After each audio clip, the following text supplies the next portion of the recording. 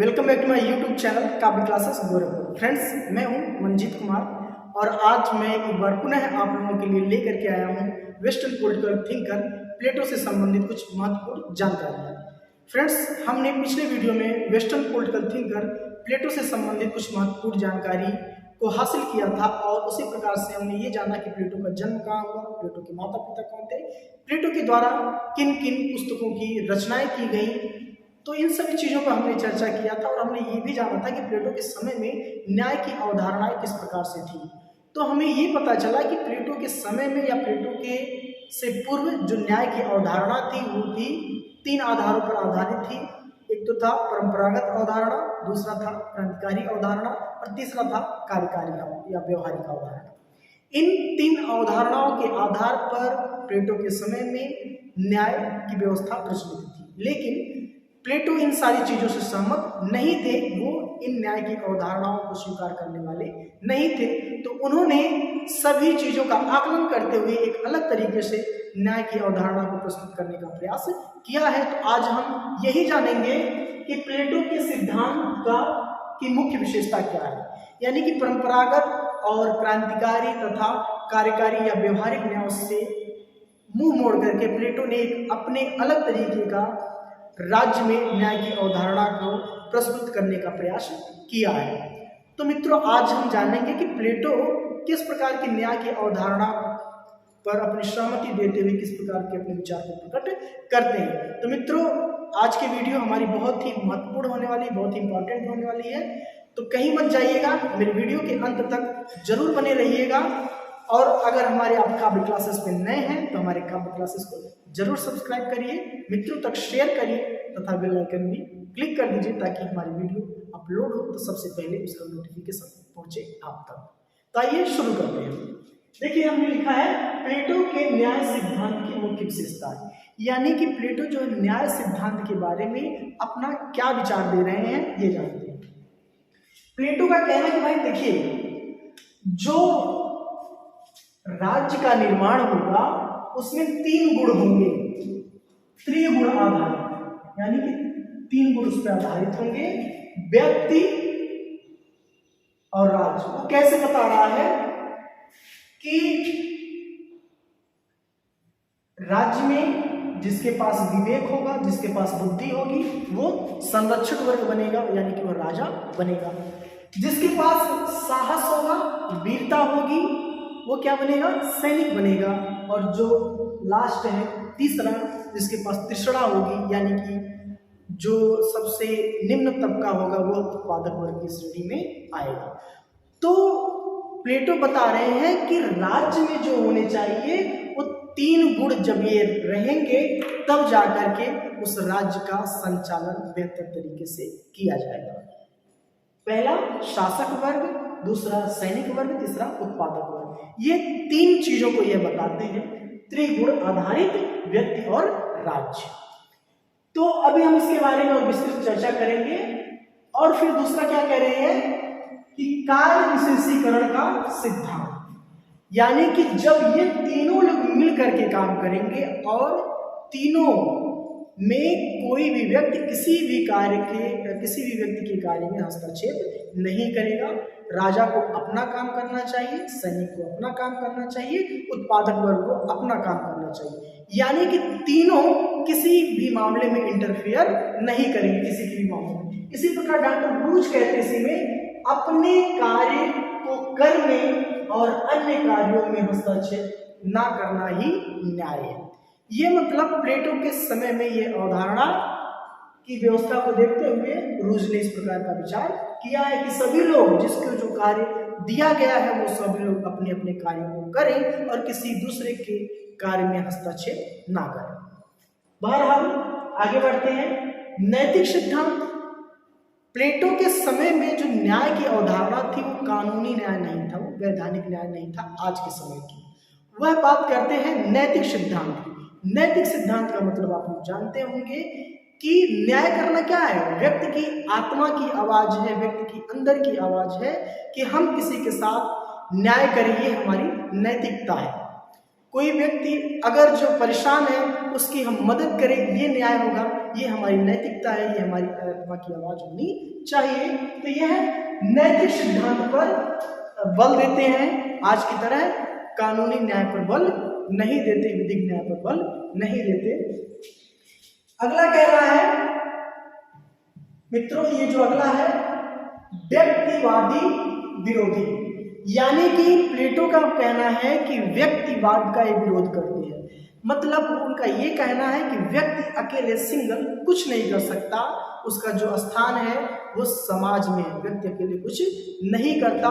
तो वह क्या करते हैं, व्यक्तिवाद का विरोध करते हैं।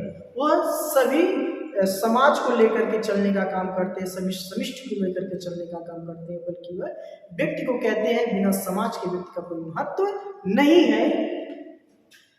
अब कह रहा है कि अगला दार्शनिक शासन, यानी कि राज्य जब होगा तो राज्य को बेहतर तरीके से चलाने के लिए, राज्य की व्यवस्था को सही तरीके से चलाने के लिए एक दार्शनिक शासक का होना जरूरी है। ऐसा नहीं कि कोई भी व्यक्ति मुंह उठा करके राजा बन जाएगा। तो वो उनका कहना है कि जो राजा बनेगा, जो संरक्षक बनेगा, वह पूरा दार्शनिक होना चाहिए। उसके लिए प्लेटो आगे चलकर हमसे पढ़ेंगे, वो उसके लिए दार्शनिक शासक के लिए राजा प्लेटो किस प्रकार एक दार्शनिक राजा के लिए किस प्रकार से लंबी चौड़ी शिक्षा व्यवस्था की बात करते हैं। तो ये थी प्लेटो के न्याय सिद्धांत की कुछ व्यवस्थाएं। अब हम पढ़ते हैं कि प्लेटो के समय में जो शिक्षा व्यवस्था थी वो किस प्रकार से थी। तो हम ये जानेंगे कि प्लेटो के जब पैदा हुए या उन्होंने राजनीतिक जीवन में प्रारंभ करने से पहले उन्होंने जो कुछ भी देखा शिक्षा व्यवस्था के बारे में, उसके अनुसार वह उस अनुभव के आधार पर एक अलग प्रकार की शिक्षा व्यवस्था की बात किसी भी राज्य में करते हैं। तो यहाँ हम देख पा रहे हैं कि एथेंस की शिक्षा व्यवस्था, एथेंस की शिक्षा पद्धति, यानी कि हमने पिछले वीडियो में जाना था कि प्लेटो का जो जन्म हुआ था वो खुद एथेंस में पैदा हुए थे। तो उन्होंने उस समय देखा कि एथेंस में किस प्रकार की शिक्षा व्यवस्था है। तो उन्होंने देखा कि 16 वर्ष तक के जो बच्चे थे, 6 वर्ष से 14 वर्ष तक के जो बच्चे थे, उन बच्चों को शिक्षा देने का जो अधिकार होता था वह परिवार का होता था, उनके माता पिता का होता था। और 6 से 14 वर्ष तक की आयु के जो बच्चे होते थे उनके लिए एथेंस में पाठ्यक्रम निर्धारित था कि जब 14 साल तक बच्चा पढ़ेगा तो क्या करेगा, उसमें पढ़ना लिखना सीखेगा। उस समय में प्राचीन कवियों की कविताओं का अध्ययन करेगा, संगीत का अध्ययन करेगा तथा व्यायाम का अध्ययन करेगा। ये 6 से लेकर के 14 वर्ष तक के बच्चों की व्यवस्था हुआ करती थी। ये तो प्रारंभिक शिक्षा व्यवस्था हुआ करती थी एथेंस में। अब माध्यमिक शिक्षा व्यवस्था में वही बच्चा क्या करेगा, जब आगे की पढ़ाई करेगा तो क्या पाठ्यक्रम उसके लिए निर्धारित था, वह अलंकार शास्त्र का अध्ययन करेगा, वह भाषण देने की कला सीखेगा, वह राजनीति के बारे में अनुभव करेगा। वह इन सारी चीजों के आधार पर पाठ्यक्रम निर्धारित किया गया था, जो कि माध्यमिक शिक्षा में पाठ्यक्रम निर्धारित था। कहाँ पर, एथेंस में। अब उससे जो था अलग एक राज्य था जिसका नाम है स्पार्टा। एथेंस अलग राज्य है, स्पार्टा अलग राज्य। तो हम समझेंगे स्पार्टा में किस प्रकार की शिक्षा व्यवस्था प्रचलित थी। तो हम ये पा रहे हैं कि स्पार्टा जो था वो है, स्पार्टा के बारे में थोड़ी सी जानकारी मैं आपको दे दूं। स्पार्टा जो राज्य था वह चारों तरफ से अपने दुश्मनों से घिरा हुआ था, यानी कि हर राज्य स्पार्टा राज्य का दुश्मन था, जो राज्य उसके अगल बगल थे। तो स्पार्टा राज्य में ये होता था कि वहाँ का जो शासक था वो क्या करता था, अपने यहाँ ज़्यादा दुश्मन होने के नाते वह सैनिक शिक्षा पर बहुत ज़्यादा बल देता था। और सैनिक शिक्षा में वह स्त्रियों को भी सैनिक प्रशिक्षण देता था। उसका मानना था कि स्त्रियां जब सैनिक प्रशिक्षण पाएंगी तो सैनिक प्रशिक्षण पाने के बाद जब इनसे उत्पन्न कोई बच्चा पैदा होगा तो वो भी बलवान होगा, तंदुरुस्त होगा। तो स्पार्टा में शारीरिक शिक्षा पर ज़्यादा बल दिया जाता था, वहाँ पर ज़्यादातर सैनिक तैयार किए जाते थे। ऐसा क्यों था? क्योंकि स्पार्टा चारों तरफ दुश्मन राज्यों से घिरा हुआ था। तो इस प्रकार की वहां पर व्यवस्था थी।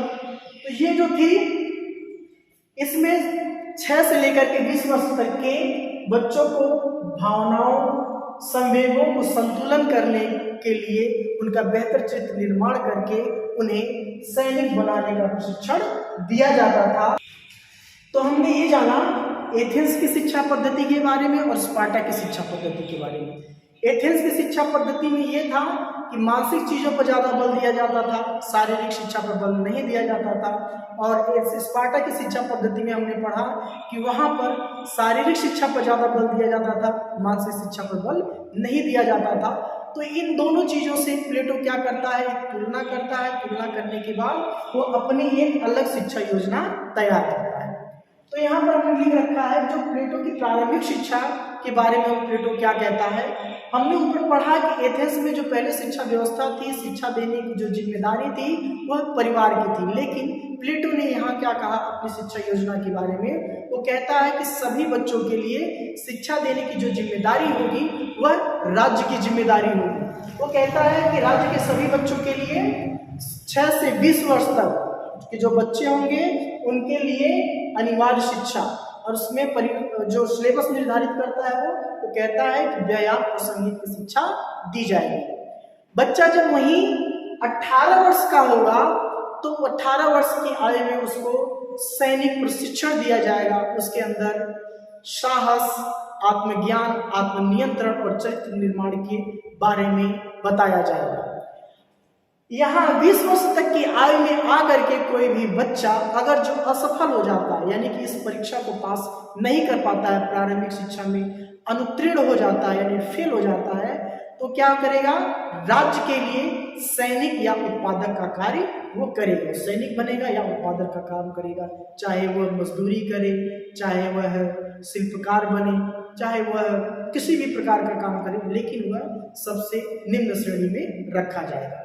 तो यहाँ पर प्लेटो ने जो त्रिगुण बताए थे राज्य के बारे में, एक तो ये हो गया उत्पादक वर्ग और एक हो गया यहाँ पर साहस यानी कि सैनिक वर्ग।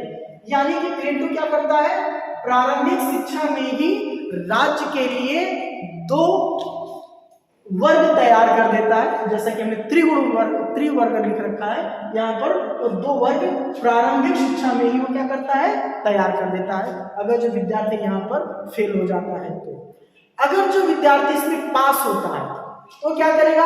अगले कक्षा में जाएगा यानी कि उच्च शिक्षा में जाएगा, और उच्च शिक्षा में जाने के बाद वह व्यक्ति क्या करेगा?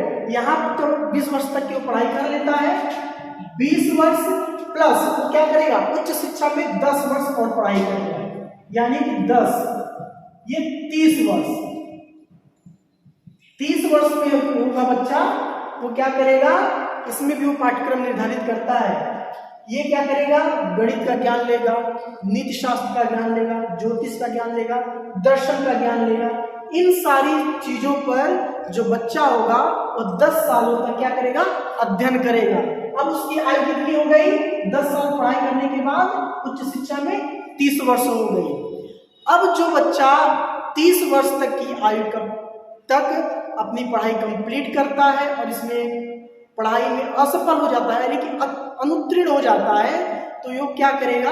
राज्य के लिए वह साधारण अधिकारी बनने का वह काम करेगा। अब क्या होता है? अगर जो बच्चा उत्तीर्ण होता है तो उसको फिर अगले 5 वर्ष तक, यानी कि इसमें 5 और जमा कर दें तो कितना हो जाता है? 35 वर्ष तक बच्चा फिर अब 5 वर्ष क्या करेगा?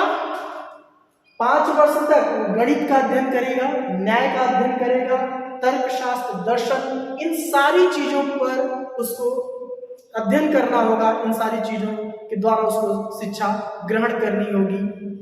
गणित का, न्याय का, तर्क का, दर्शन का, इन सारी चीजों का उसको अध्ययन करना होगा। यानी कि अब बच्चे की उम्र क्या हो गई? 35 वर्ष हो गई। 35 वर्ष के बाद अभी भी जो प्लेटो ने ये विवेक हमने लिख रखा है, यानी कि राजा बनने की जो योग्यता है प्लेटो की, वह अभी भी पूरी नहीं होती है। जो संरक्षक वर्ग में बनने की योग्यता है नहीं पूरी होती है। प्लेटो क्या कहते हैं, भाई जाओ अगले 15 वर्षों तक अब क्या करें, जीवन की पाठशाला को व्यवहारिकता से देखें, यानी कि व्यक्ति का जीवन कैसा होता है, आम नागरिक रहता कैसे है, लोग अपना जीवन किन परिस्थितियों में गुजारते हैं। जाइए आप जीवन की पाठशाला का व्यवहारिक अध्ययन कीजिए। कितने वर्षों तक, 15 वर्षों तक। अब इसमें हम 35 से 15 जमा करते हैं तो कितना हो जाता है मित्रों, 50 वर्ष हो जाता है। यानी कि प्लेटो का जो राजा होगा वह 50 वर्ष तक वह क्या करेगा, शिक्षा ही ग्रहण करता रहेगा, जीवन में कुछ ना कुछ सीखता ही रहेगा। अब 50 वर्ष की अवस्था पूर्ण हो जाने के बाद, सारी परीक्षाओं से गुजर जाने के बाद, उत्तीर्ण हो जाने के बाद, अब प्लेटो क्या कहता है, वह व्यक्ति क्या बन सकता है, शासक बन सकता है, यानी कि संरक्षक या शासक। अब ये 3 वर्ग हो गए। विवेक जिसमें होगा वो राजा बनेगा, जिसमें साहस होगा वो सैनिक बनेगा, जिसमें तृष्णा होगी वो उत्पादक वर्ग होगा।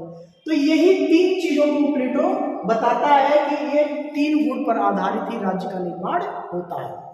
आशा करता हूं कि मेरी बात आप लोग समझ रहे होंगे। तो मित्रों अब हम जानते हैं कि प्लेटो की शिक्षा योजना, शिक्षा व्यवस्था की विशेषता क्या थी। यहाँ पर हमने इसकी शिक्षा योजना के बारे में पढ़ा, लेकिन अगर जो हम इसकी विशेषताओं की बारीकियों को समझने की कोशिश करेंगे तो हम ये पाएंगे कि भाई देखिए, जो इसकी विशेषता है, पहली विशेषता, जो शिक्षा होगी वो किसके नियंत्रण में होगी, राज्य के नियंत्रण में होगी। शिक्षा देने का काम परिवार का नहीं होगा बल्कि राज्य का होगा। दूसरा क्या कह रहा है, अनिवार्य शिक्षा, सभी लोगों के लिए अनिवार्य शिक्षा थी। वह प्लेटो के द्वारा जो शिक्षा व्यवस्था बनाई गई थी वो सभी के लिए अनिवार्य शिक्षा थी, जबकि पहले एथेंस में ऐसी शिक्षा नहीं थी। प्रारंभिक शिक्षा करने के बाद उच्च शिक्षा के लिए बड़े घराने के लोग ही जा सकते थे। लेकिन वो प्लेटो क्या कहता है, शिक्षा देने की जिम्मेदारी राज्य की होगी और सबके लिए अनिवार्य शिक्षा होगी। और इसकी विशेषता अगली यह है कि स्त्री और पुरुष के लिए शिक्षा अलग अलग नहीं होगी, बल्कि शिक्षा क्या होगी, एक समान शिक्षा होगी। यह इसकी व्यवस्था है। अब यहाँ कह रहा है कि व्यायाम, संगीत, शिक्षा पर समान बल, यानी कि यहाँ पर हमने देखा था एथेंस और स्पार्टा में समान बल ना दे करके अलग अलग, ये जो दोनों राज्य थे अलग अलग संगीत और व्यायाम पर अलग अलग बल देते थे। लेकिन प्लेटो क्या कहता है, इन शिक्षा और संगीत पर समान बल देने की बात करता है। अब कह रहा है शिक्षा आदर्श राज्य की स्थापना के लिए सकारात्मक साधन।